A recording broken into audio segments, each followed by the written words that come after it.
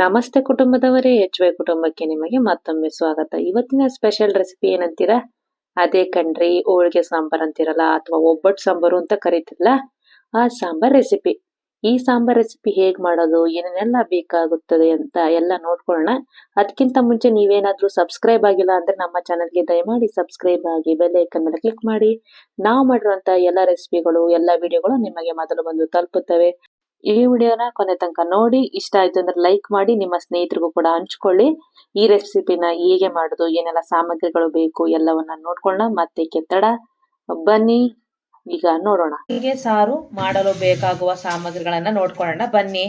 ಮೊದಲಿಗೆ ನಾವಿಲ್ಲಿ ಒಂದು 20 ಕಾಳುಮೆಣಸು ತಗೊಂಡಿದ್ದೀವಿ, 2 ಏಲಕ್ಕಿ ತಗೊಂಡಿದ್ದೀವಿ, 1 ಚಕ್ರ ಮೊಗ್ಗು, 2 ಚಮಚದಷ್ಟು ಜೀರಿಗೆ, ಅರ್ಧ ಚಮಚದಷ್ಟು ಸಾಸಿವೆ ತಗೊಂಡಿದ್ವಿ, 1/4 ಟೇಬಲ್ ಸ್ಪೂನಷ್ಟು ಹೆಸರುಬೇಳೆ, 1/4 ಟೇಬಲ್ ಸ್ಪೂನಷ್ಟು ಉದ್ದಿನಬೇಳೆ, 1/4 ಟೇಬಲ್ ಸ್ಪೂನಷ್ಟು ಮೆಂತೆಕಾಳು, 1/4 ಟೇಬಲ್ ಸ್ಪೂನಷ್ಟು ಕಡಲೆಬೇಳೆ, ನಂತರ 2 ಟೇಬಲ್ ಸ್ಪೂನಷ್ಟು ಕೊತ್ತಂಬರಿ ಕಾಳು, 2 ಚಕ್ಕೆ ಪೀಸ್ ತಗೊಂಡಿದ್ದೀವಿ, ನಂತರ ಜಾಪತ್ರೆ ಸ್ವಲ್ಪ ತಗೊಂಡಿದ್ದೀವಿ. ಇಷ್ಟು ಸಾರಿನ ಸಾಮಗ್ರಿಗಳು ಸ್ನೇಹಿತರೆ.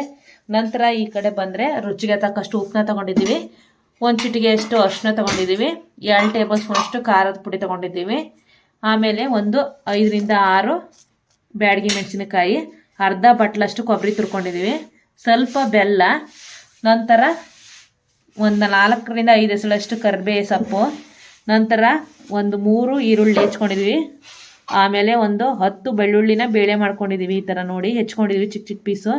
ಆಮೇಲೆ 1-2 ಟೊಮೊಟೊ ಹಣ್ಣನ್ನು ಹೆಚ್ಕೊಂಡಿದ್ದೀವಿ, 1 ಮುಷ್ಟಿಯಷ್ಟು ಹುಣಸೆ ಹಣ್ಣನ್ನು ತೊಗೊಂಡಿದ್ದೀವಿ, ನಂತರ ಸ್ವಲ್ಪ ಕೊತ್ತಂಬರಿ ಸೊಪ್ಪು. ಇದಿಷ್ಟು ಬೇಕಾಗುವ ಸಾಮಗ್ರಿಗಳು ಸ್ನೇಹಿತರೆ. ನೋಡ್ಕೊಂಡ್ರ ಈಗ ಹೇಗೆ ಮಾಡೋದು ಅಂತ ನೋಡ್ಕೊಳ್ಳೋಣ ಬನ್ನಿ. ಹೋಳಿಗೆ ಸಾರನ್ನ ಮೊದಲು ಒಂದು ಪ್ಯಾನ್ಗೆ ನಾವಿಲ್ಲಿ ಎಣ್ಣೆನ ಹಾಕ್ಕೊಳ್ಳೋಣ, ಸಾರಿನ ಸಾಮಗ್ರಿಗಳನ್ನು ಹುರ್ಕೊಳ್ಳೋಕ್ಕೆ. ದೊಡ್ಡ ಚಮಚದಲ್ಲಿ ನಾವು 1 ಚಮಚದಷ್ಟು ಎಣ್ಣೆನ ಹಾಕ್ಕೊಳ್ತಾ ಇದೀವಿ, ಮಸಾಲ ಪದಾರ್ಥನ ಫ್ರೈ ಮಾಡ್ಕೊಳ್ಳೋಕ್ಕೆ. ಈಗ ನಾವು ಎಣ್ಣೆ ಸ್ವಲ್ಪ ಕಾದ್ಮೇಲೆ ಒಂದೊಂದೇ ಹುರ್ಕೊಳ್ಳೋಣ.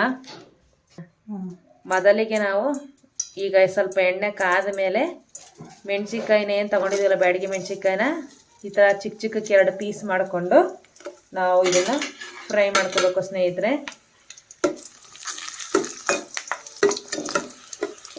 ಇದನ್ನು ಚೆನ್ನಾಗಿ ನಾವು ಹಿಂಗೆ ಫ್ರೈ ಮಾಡಿಕೊಂಡ್ರೆ ಖಾರ ಮುರಿಯುತ್ತೆ ಅಂತ ನಮ್ಮ ಮೆಣಸಿನ್ಕಾಯಿನ ಟೇಸ್ಟ್ ಚೆನ್ನಾಗೂ ಬರುತ್ತೆ, ಖಾರನ ಸ್ವಲ್ಪ ಕಡಿಮೆ ಆಗುತ್ತೆ ಅಂತ. ಈಗ ನಾರ್ಮಲ್ ಮೆಣಸಿನ್ಕಾಯಿ, ಬ್ಯಾಡಗಿ ಮೆಣಸಿನ್ಕಾಯಿ ಅಷ್ಟು ಖಾರ ಇರಲ್ಲ. ಬ್ಯಾಡಗಿ ಮೆಣಸಿನ್ಕಾಯಿ ಇಲ್ದರೂ ನಾರ್ಮಲ್ ಮೆಣಸಿನ್ಕಾಯಿ ತಗೋಬೋದಾ? ಅವ್ರಿಗೆ ರುಚಿಗೆ ತಕ್ಕ ಅದು ಯಾವ್ದು ಇದ್ದೋ ಅದು ತಗೋಬೋದು, ಯಾವ್ದಿದ್ರು ಓಕೆ ಅಂತ ಹೇಳ್ತಿದ್ದಾರೆ ಅಮ್ಮ. ಇದನ್ನ ತೆಗೆದು ಒಂದು ಪ್ಲೇಟಿಗೆ ಎತ್ತಿಟ್ಕೊಳ್ಳೋಣ. ನಾವು ತೋರಿಸಿರೋಂಥ ಮಸಾಲೆ ಸಾಮಗ್ರಿನ ಒಂದೊಂದೇ ಹಾಕ್ಕೊಳ್ತಾ ಹೋಗ್ಬೇಕು ಸ್ನೇಹಿತರೆ.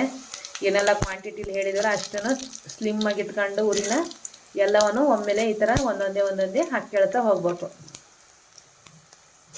ಪಟ ಪಟ ಪಟ ಪಟ ಎಲ್ಲ ಕಡಲೆಬೇಳೆ, ಉದ್ದಿನ ಬೇಳೆ, ಮೆಂತೆಕಾಳು, ಕೊತ್ತಂಬರಿ ಕಾಳು, ಜೀರಿಗೆ, ಸಾಸಿವೆ ಎಲ್ಲ ಒಮ್ಮೆಲೆ ಸುಮ್ಮನೆ ಹಾಕ್ಕೊಡ್ಬೇಕು.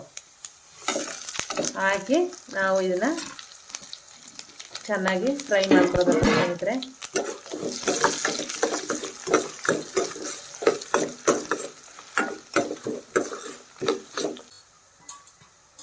ಹೋಳಿಗೆ ಸಾಂಬಾರು ಯಾರಿಗೆ ಇಷ್ಟ ಇರಲ್ಲ ಹೇಳಿ? ಸ್ವೀಟು, ಖಾರ ಸೂಪರಾಗಿರುತ್ತೆ. ಸುಮಾರು ದಿನ ಗಂಟ್ಲೆ ಇಟ್ಕೊಂಡು ತಿನ್ಬೋದಲ್ಲ ನಮ್ಮ ಕುಚ್ಕೊಂತ. ಆಮೇಲೆ ಇವತ್ತು ಮಾಡಿಕ್ಕಿಂತ ನಾಳೆ ಚೆನ್ನಾಗಿರ್ತತಿ. ಕರಿಬೇವು ಸೊಪ್ಪನ್ನ ಹಾಕ್ಕೊಳ್ತಾ ಇದ್ದೀವಿ. ಚಟಪಟ ಅಂದಮೇಲೆ ನಾವು ಇದಕ್ಕೆ ಹೆಚ್ಚಿದಂಥ ಈರುಳ್ಳಿನ ಹಾಕ್ಕೊಳ್ಳೋಣ. ಹೆಚ್ಚಿದಂಥ ಬೆಳ್ಳುಳ್ಳಿನೂ ಕೂಡ ಸೇರಿಸ್ಕೊಳ್ಳೋಣ. ಇದನ್ನು ಚೆನ್ನಾಗಿ ನಾವೀಗ ಫ್ರೈ ಮಾಡ್ಕೊಳ್ಳೋಣ ಸ್ನೇಹಿತರೆ.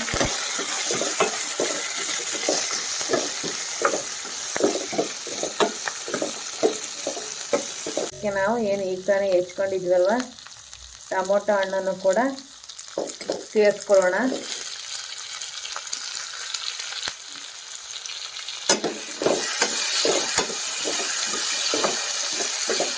ಇದು ಚೆನ್ನಾಗಿ ಫ್ರೈ ಆಗಲಿ.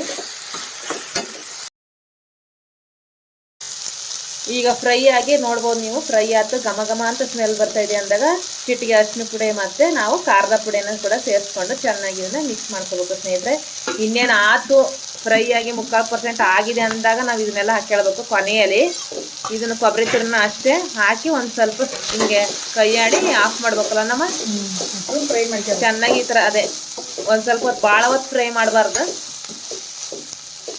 ಒಂದು ಹಸಿ ವಾಸನೆ ಹೋಗೋವರೆಗೂ ನಾವು ಈ ಥರ ಫ್ರೈ ಮಾಡ್ಕೋಬೇಕು. ನೋಡಿ ಎಷ್ಟು ಕಲರ್ಫುಲ್ಲಾಗಿ ಕಾಣ್ತಾ ಇದೆ ಅಂತ, ಎಷ್ಟು ಚೆನ್ನಾಗಿ ಕಾಣ್ತಾ ಇದೆ ಹೋಳಿಗೆ ಸಾಂಬಾರು ಪದಾರ್ಥ ಎಲ್ಲ ಮೀಡಿಯಮ್ ಉರಿಯಲ್ಲೇ ನಾವು ಇದನ್ನ ಮೀಡಿಯಮ್ ಫ್ಲೇಮಲ್ಲೇ ನಾವು ಇದನ್ನ ಫ್ರೈ ಮಾಡ್ಕೋಬೇಕು ಸ್ನೇಹಿತರೆ. ಏನು ಮಸಾಲ ಪದಾರ್ಥ ಸಾಂಬಾರಿಗೆ ನೋಡ್ಬೋದು ಆಲ್ಮೋಸ್ಟ್ ಹಾಗೆ ಹೋಗ್ತಾರ ನಮ್ಮ.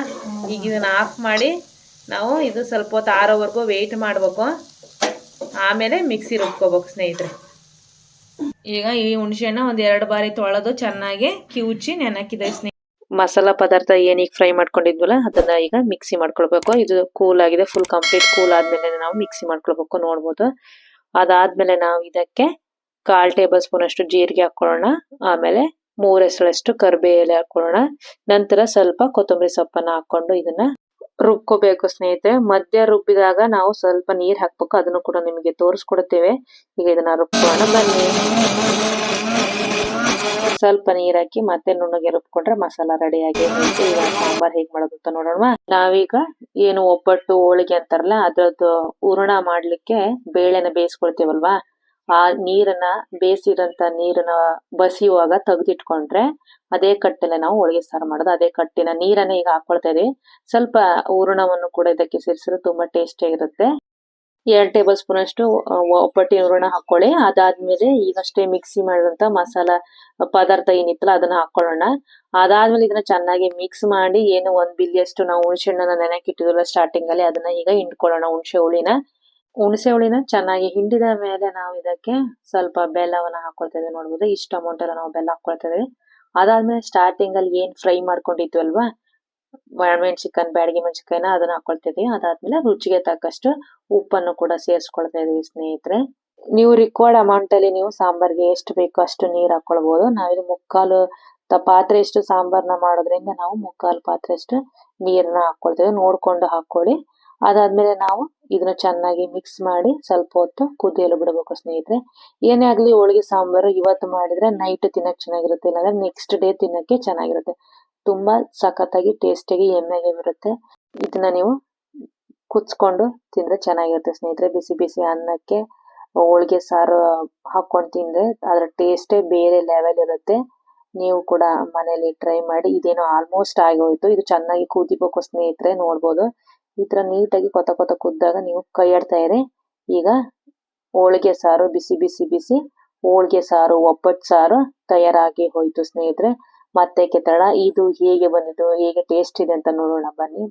ನೋಡ್ಬೋದು ಟಾಂಟಡಾಣ್ ಬಿಸಿ ಬಿಸಿ ಹೋಳಿಗೆ ಸಾರು ಅನ್ನದ ಜೊತೆಗೆ ಸವಿಯಲು ಸಿದ್ಧವಾಗಿದೆ. ಜೊತೆಗೆ ನಾವು ಹಪ್ಪಳ, ಸಂಡಿಗೆ, ಕೋಸಂಬರಿ ಇದ್ರು ಕೂಡ ಇನ್ನು ಟೇಸ್ಟೇ ಬೇರೆ ಲೆವೆಲ್ ಇರುತ್ತೆ.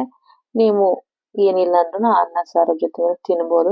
ಸಖತ್ತಾಗಿದೆ, ಸೂಪರ್ ಆಗಿದೆ, ಎಮ್ಮೆ ಆಗಿದೆ. ಮತ್ತೆ ಟೇಸ್ಟ್ ಮಾಡೋಣ ಬನ್ನಿ.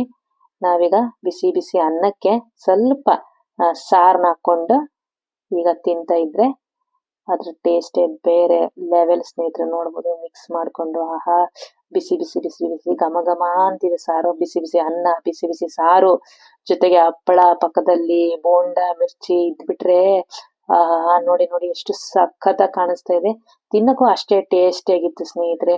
ಮತ್ತೆ ತಡ ನೀವು ಕೂಡ ಮನೆಯಲ್ಲಿ ಈ ರೆಸಿಪಿನ ಟ್ರೈ ಮಾಡಿ. ಕಮೆಂಟ್ ಸೆಕ್ಷನ್ ಅಲ್ಲಿ ಈ ರೆಸಿಪಿ ಹೇಗೆ ಬಂತು ಅಂತ ತಿಳಿಸಿ. ಮತ್ತೊಂದು ವಿಡಿಯೋದೊಂದಿಗೆ ನೆಕ್ಸ್ಟ್ ನಾವು ಬರುತ್ತೆ. ಅಲ್ಲಿವರೆಗೂ ನಮ್ಮ ಚಾನಲ್ ನೋಡ್ತೀರಿ, ಸಪೋರ್ಟ್ ಮಾಡ್ತೀರಿ. ಥ್ಯಾಂಕ್ ಯು, ಧನ್ಯವಾದ. ಬಾಯ್, ಟೇಕ್ ಕೇರ್.